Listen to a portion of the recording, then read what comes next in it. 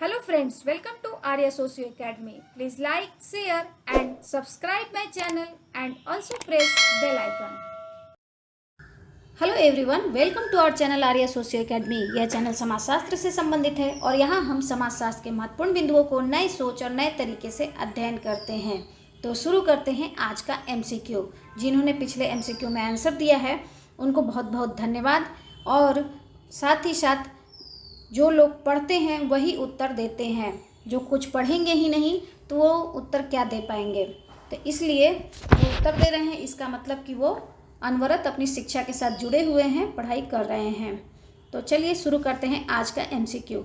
निम्नलिखित में से कौन सा भारत में सांस्कृतिक विविधता का सूचक नहीं है? ए प्रजाति, बी जाति, सी वर्ग, डी धर्म। तो यहाँ क्वेश्चन पूछ रहा है कि सांस्कृतिक विविधता का सूचक नहीं है। तो प्रजाति, जाति और धर्म ये सांस्कृतिक विविधता इसके अंतर्गत आती है, वर्ग में नहीं आती है। तो फर्स्ट का आंसर हमारा हो गया सी। वर्ग में इसलिए नहीं आती है क्योंकि यह एक आर्थिक अवधारणा है, अर्थ से जुड़ी है। वर्ग और जाति, प्रजाति और धर्म संस्कृति से जुड़ी हुई अवधारणा है। कल्चर्स डिफरेंसेस होते हैं, इसमें एक दूसरे का जो अंतर और भेद किया जाता है वो कल्चर्स के आधार पे किया जाता है। वर्ग में ऐसी कोई बात नहीं होती है, वह वर्ग में अर्थ के आधार पे डिफरेंस किया जाता है। तो इसलिए फर्स्ट का आंसर हमारा यहाँ हो जाएगा सी।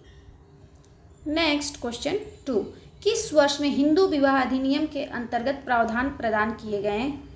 ए वर्ष 1955 में, बी वर्ष 1956 में, सी वर्ष 1961 में, डी वर्ष 1939 में।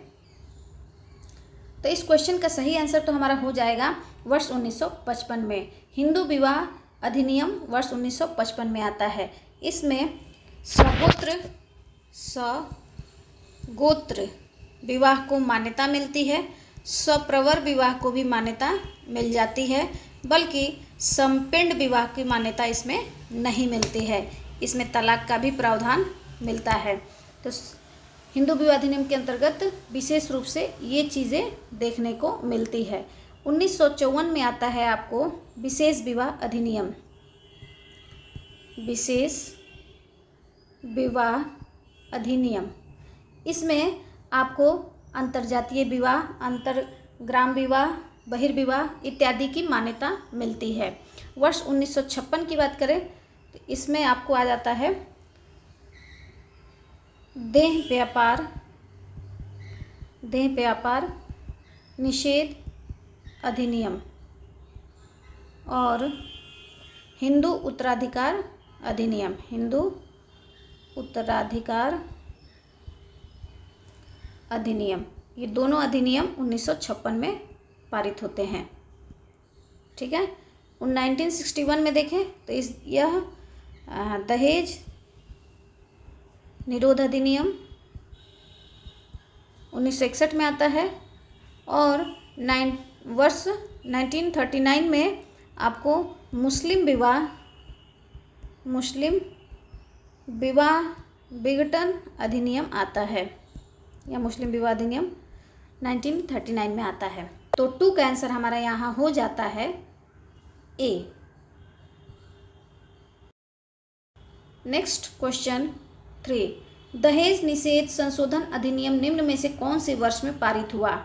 ए वर्ष 1963 में, बी वर्ष 1965 में, सी वर्ष 1984 में, डी वर्ष 1961 में। तो दहेज जो अधिनियम है वो 1961 में आता है, लेकिन दहेज संशोधन अधिनियम 1984 में होता है, 1984 में पारित होता है। लेकिन यह लागू आपको 2 अक्टूबर 1985 से लागू होता है। तो इसलिए हमारा आंसर हमारे यहाँ हो जाएगा सी। 3 का आंसर हो गया सी।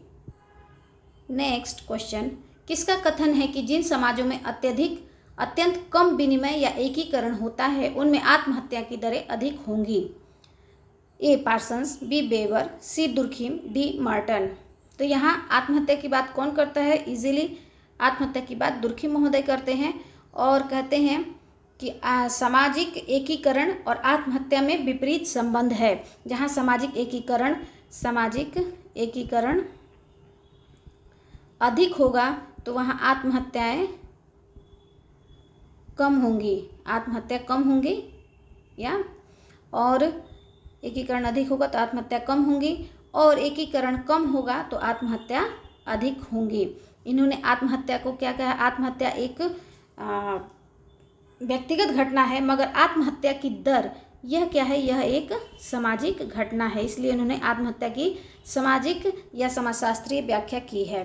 तो 4 का आंसर हम लोगों ने देखा यहाँ सी। दुर्खिम से संबंधित जितने इनके मुख्य रूप से जो अवधारणाएं हैं, दुर्खिम से संबंधित जितने भी चीज़ों को अध्ययन करना है उन सब से संबंधित वीडियो बना हुआ है, उसको देखिएगा तो बहुत सारी डाउट्स आपके क्लियर हो जाएंगे और सारी जानकारियाँ आपको वहाँ मिल जाएंगी। तो 4 का आंसर यहाँ हो जाता है सी। नेक्स्ट क्वेश्चन 5, निम्नलिखित में से कौन से समाजशास्त्र के भारतीयकरण के साथ संबंधित हैं? ए GS. Ghurye, A K Saran, DP. Mukherjee. B GS. Ghurye, T K Oommen, A K Saran. C GS. Ghurye, A R Desai, DP. Mukherjee. D GS. Ghurye, T K Oommen, A R Desai. तो इसका आंसर हमारा होगा यहाँ ए, जी.एस. घुरिये, ए के शरण और डी.पी. मुखर्जी समाजशास्त्र के भारतीयकरण के साथ संबंधित हैं। यह बहुत बार पूछा हुआ क्वेश्चन है और ध्यान रखिएगा आने की संभावना भी रहती है। तो 5 का आंसर हमारा यहाँ हो गया ए। नेक्स्ट क्वेश्चन, शिक्षा का निजीकरण निम्नलिखित में से किसका परिणाम है? ए नगरीकरण, बी वैश्वीकरण, सी विज्ञान तथा प्रौद्योगिकी का विकास, डी जनसंख्या में वृद्धि। तो शिक्षा का जो प्राइवेटाइजेशन है, निजीकरण, प्राइवेटाइजेशन, यह किससे आता है? प्राइवेटाइजेशन वैश्वीकरण से आता है, ग्लोबलाइजेशन के कारण हो रहा है। ग्लोबलाइजेशन जब आया तो भारत में एलपीजी लागू हुआ, तो इसी में प्राइवेटाइजेशन भी आ जाता है। लिबरलाइजेशन, प्राइवेटाइजेशन और ग्लोबलाइजेशन, ये तीनों ही जब आते हैं तो भारत शिक्षा का निजीकरण भी होता है। तो 6 का आंसर हमारा यहाँ हो गया बी। नेक्स्ट क्वेश्चन नंबर 7, अभिकथन और कारण है। कथन है कि स्वजन पक्षपात तथा भ्रष्टाचार भारतीय समाज में अत्यधिक व्याप्त हैं। इसका कारण यह है कि सब लोकतंत्र तथा नौकरशाही की वजह से है। ऑप्शन ए सत्य है परंतु आर असत्य है। बी कहता है कि ए और आर दोनों सत्य हैं। सी कहता है कि ए असत्य है और आर सत्य है। डी कहता है कि ए और आर दोनों असत्य हैं। तो यहाँ क्वेश्चन को देखें अगर, तो अभिकथन क्या कहता है कि स्वजन पक्षपात अर्थात भाई भतीजावाद और भ्रष्टाचार क्या है? भारतीय समाज में अत्यधिक व्याप्त है। यह बिल्कुल सही है।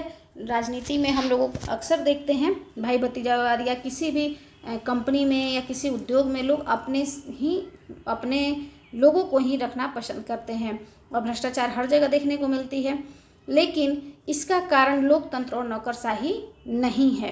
तो लोकतंत्र में सबको एक समान कार्य करने, समान वेतन का अधिकार मिलता है, और नौकरशाही में योग्यता के आधार पे लोगों को कार्य मिलता है। तो इसलिए इसका कारण यह नहीं बनता है।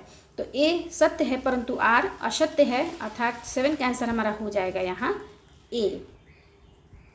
नेक्स्ट क्वेश्चन 8, परंपरा के 2 प्रारूप लघु परंपरा तथा दीर्घ परंपरा का उल्लेख किसने किया है? ए मैकिमिलियट, बी रेडफील्ड, सी योगेंद्र सिंह, डी ड्यूमा। तो लघु परंपरा और दीर्घ परंपरा की बात कौन करते हैं? इसका आंसर आप लोग देंगे। और मुझे उम्मीद है कि जो लगातार एमसीक्यू देख रहे हैं, तो इस क्वेश्चंस को मैंने बहुत बार बहुत अच्छे से समझाया हुआ है, तो इसका आंसर आप लोग दे लीजिए। तो चलिए नेक्स्ट देखते हैं। मैकिमिलियट स्थानीयकरण और सार्वभौमिकीकरण की बात करते हैं। Yogendra Singh modernization of Indian tradition कहते हैं कि परंपराएं आधुनिकता को नकारती नहीं अपितु सहयोग करती हैं। कहते हैं कि परंपरा के हाथ से कभी कभी आधुनिकता के हाथों परंपराएं क्या होती हैं, कभी कभी मजबूत हो जाती हैं। जैसे जातिवाद, तो आधुनिकता के कारण जातिवाद को और बल मिला है। तो इस तरह से वो एग्जाम्पल देते हैं। ड्यूमा महोदय को देखें तो होमो हियरार्चिस इनकी बुक है और वे जाति के संस्तरण की बात करते हैं। तो इस तरह से 8 का आंसर आप लोग देंगे। देखते हैं कमेंट बॉक्स में कितने लोग इसका सही आंसर देते हैं। Next question 9, the rise of anthropology in India पुस्तक किसने लिखी है? A NK. Bose, D DN. Majumdar, C SC. Dube, D LP. Vidyarthi. तो यह बुक क्या है? The rise of anthropology in India, यह बुक एल.पी. विद्यार्थी की है। तो 9 का आंसर हमारा यहाँ हो जाएगा डी। इन्होंने ही जनजाति को गिरिजन कहा है। जनजाति को ये गिरिजन कहते हैं। इनके बोस उड़ीसा की जुआंग जनजाति का अध्ययन करते हैं। उड़ीसा की जुआंग जनजाति का अध्ययन करते हैं। इनकी बुक है tribal life in India. Tribal life in India. Majumdar Bonga जनजाति का अध्ययन करते हैं और बोंगावाद की अवधारणा देते हैं। इनकी बुक है races and cultures of India.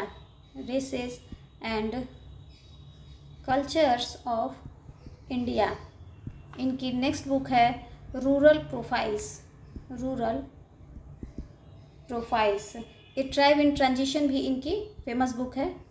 A tribe in transition. Caste and communication in north Indian village, ये भी इनकी बुक है। तो इस तरह से कुछ हम लोगों ने बुक्स और जनजातियों से संबंधित चर्चा की। तो 9 का आंसर हमारा यहाँ हो गया डी। नेक्स्ट क्वेश्चन, सूची 1 का सूची 2 से मिलान कीजिए तथा सूची के नीचे दिए गए कूट की सहायता से सही उत्तर का चयन कीजिए। यहाँ एक तरफ जनजातियों के नाम दिए हुए हैं और इन जनजातियों का अध्ययन किस विद्वानों ने किया है, इसको हमें मैचिंग करना है।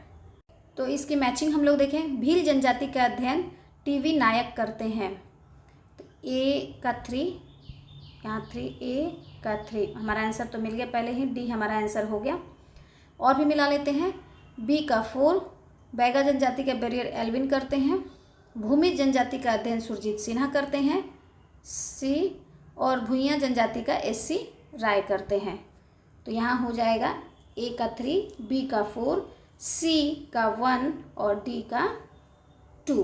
आंसर हमारा हो गया डी। 10 का आंसर हो गया हमारा यहाँ डी। नेक्स्ट क्वेश्चन 11, सूची 1 का सूची 2 से मिलान कीजिए तथा सूची के नीचे दिए गए कूट की सहायता से सही उत्तर का चयन। हरिजन इलीट एक तरफ बुक्स के नेम है और दूसरी तरफ उसके राइटर्स के नेम है, यह हमें मैच करना है। हरिजन इलीट यह बुक सच्चिदानंद की है। तो यहाँ ए हो जाएगा ए का 1। ए का 1 यहाँ 2 जगह है। सोशल साइंटिस्ट मोइन साकिर यह भी इन्हीं की बुक है। बी का 2 सेम हो गया। तो इस तरह से हमारा 2 ऑप्शन कट जाते हैं। बी और डी ऑप्शन हमारा कट जाता है। एशियन ड्रामा गुन्नार मिडल या सी का 4, सी का 4 और डी का न्यू साइंस विको की अवधारणा इनकी बुक है। तो इस तरह से हमारा आंसर यहाँ हो गया सी। तो यहाँ 11 का आंसर हो गया हमारा सी। अच्छा लगे तो लाइक और शेयर ज़रूर करें और अपने पॉजिटिव फीडबैक दें, तो मुझे समझ में आएगा और मुझे अच्छा लगेगा कि यह वीडियो आप लोग के काम आ रही है। आई थिंक आज का जो ये वीडियो है आप लोग के लिए हेल्पफुल रहा होगा। थैंक यू, धन्यवाद।